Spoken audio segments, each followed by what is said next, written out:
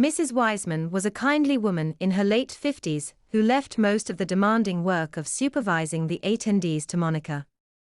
Mrs. Wiseman preferred to stay in her office, just off the main schoolroom, where she could keep an eye on things.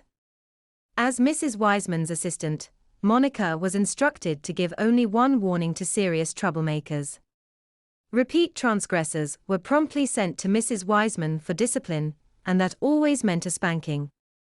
Mrs. Worthing spanked for roughhousing, disobedience, bad language, and any other offense Monica deemed sufficiently serious.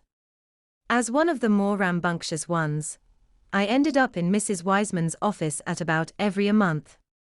After any significant misbehavior, one was instructed by Monica to go and see Mrs. Wiseman. One knocked on the office door and stood outside until Mrs. Wiseman responded. Sometimes she kept us waiting for 3 or 4 minutes, if she was on the phone or busy with papers. After one of us disappeared into her office, a relative hush usually fell over the rest of the playroom.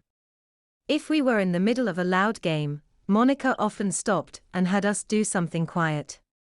It was clear we were meant to hear these spankings, so that they would serve as an extra deterrent.